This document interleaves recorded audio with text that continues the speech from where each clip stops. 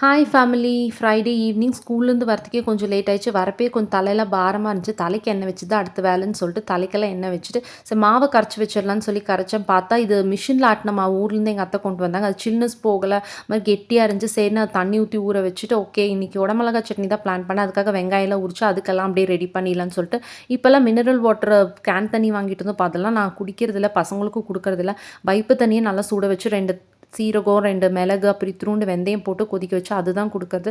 அப்புறம் வந்து எனக்கு மேகி தான் வேணும்னு ரகல பண்ணிட்டுருந்தானுங்க. டேய் சட்னிக்கெல்லாம் பிளான் பண்ணி அதெல்லாம் ரெடி பண்ணிட்டேனேடா, வேஸ்ட்டா போயிரும்னு. இல்ல 1 பாக்கெட்ட தான் செஞ்சு குடுங்க. சரி 2 பேத்துக்கு 1 இல்ல ஹாஃப் செஞ்சு தரேன்னு சொல்லி 2 பேருக்கு ஏத்த மாரி மேகியும், அதுக்கப்புறம் இன்னொருத்தங்க தோசையில மேகி போட்டு தாங்கன்னாங்க. இதில மாவு வேற தண்ணியாயிடுச்சு. சோடாப்பு சுடு தண்ணீல போட்டு ஊத்தி இதில கரைக்கிறப்ப, சரி எப்படியோன்னு சொல்லி அத 2 பேத்துக்கு குடுத்து முடிச்சுட்டு, சரி சட்னி ஆட்டலான்னு அரைச்சா, அது சூடா போட்டேனா என்னன்னு தெரியல. அப்படியே செவுரெல்லாம் தெரிச்சுச்சு. அதெல்லாம் கிளீன் பண்ணியாச்சு. தேங்க்ஸ் ஃபார் வாட்சிங். பாய்.